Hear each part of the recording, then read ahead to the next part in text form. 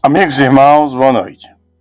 Vamos começar agora a gravar um pequeno podcast sobre o perdão.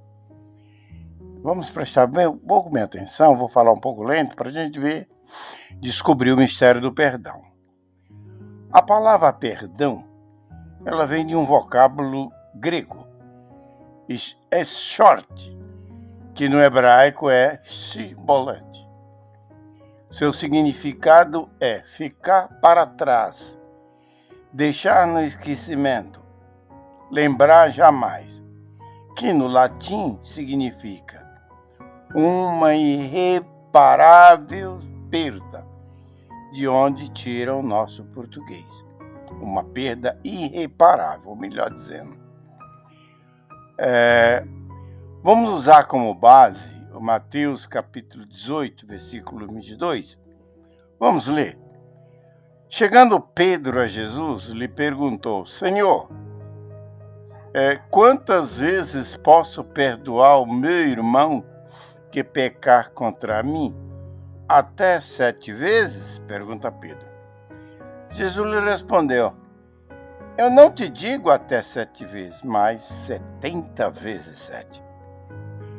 Começando por Gênesis, lá no começo, Lameque, ao questionar sobre o pecado de Caim, ele disse que quem atentasse contra Caim seria vingado ou punido 7 vezes.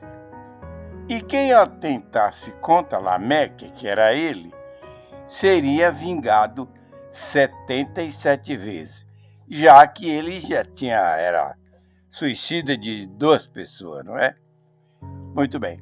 Lameque fala de uma punição ou uma vingança, ao contrário de Jesus em Mateus, que nos trechos que nós lemos, que a pergunta de Pedro sobre o perdão. Jesus fala não de punição e nem de castigo, porém de perdão. Pedro até foi generoso ao falar 7 vezes, que o costume tradicional exigido, o perdão, era apenas 3 vezes. E Jesus ultrapassou esse limite. Depois, o perdão ele pode ser entendido de 3 maneiras. O perdão racional é aquele que a pessoa pensa, analisa, corrige o erro que cometeu, cai em uma real e resolve pedir perdão. Esse é o perdão racional. E em Hebreus 8:12, veja o que a Bíblia diz. Serei, pois, misericordioso com a iniquidade e jamais lembrarei dos seus pecados, né? E o perdão emocional é aquele que vem pelo calor da emoção. Não é um arrependimento, e sim um extremamente perigoso remorso, como aconteceu, por exemplo, com Judas, o traidor de Jesus. Quando se deu conta que ele tinha feito, lhe caiu um remorso tão grande que não foi capaz de se perdoar a si mesmo. Tentou uma saída, porém em vão, ao levar ao sacerdote as moedas que o vendeu, o seu mestre, Jesus, no caso. O mesmo rejeitou, o sacerdote rejeitou, dizendo que não poderia recebê-las, pois são valores a preço de sangue. Judas, mais tarde, tomou uma decisão, ou foi tomado por um forte remorso, e tomou a decisão trágica de cometer o suicídio. E os psicólogos sempre ensinam que aquele que se suicida ou se mata, eles não querem se matar, eles não querem fazer isto, mas querem acabar ou matar o problema que ele está ali afligindo. Mas como eles não conseguem, acaba se matando junto. Bom, agora vemos o perdão sentimental. É aquele que pedimos quando parte de um sentimento, de um contato real do conhecimento das nossas culpas. Isso ocorre quando é revelado por Deus através do Espírito Santo. O perdão ele pode trazer um sentimento de alívio na consciência daquele que está pedindo perdão, Está escrito lá em Mateus 6, versículo 12, que diz: perdoai as nossas dívidas, assim como nós perdoamos aos nossos devedores. O sentimento gera um profundo arrependimento, trazendo uma mudança interior capaz de mudar as nossas ideias e pensamento. Por isso que lá em Romanos, capítulo 12, versículo 20, Paulo nos dá uma boa orientação. Portanto, se o seu inimigo tiver fome, dá-lhe de comer. Se tiver sede, dá-lhe de beber. Fazendo assim, amontoará brasas de fogo sobre a sua cabeça. E o versículo 21 do mesmo capítulo, o 20. Não te deixe vencer pelo mal, mas vence o mal com o bem. E lá em Lucas 6, versículo 28, Jesus disse: bendizei os que vos maldizem e orai por aqueles que vos caluniam ou perseguem.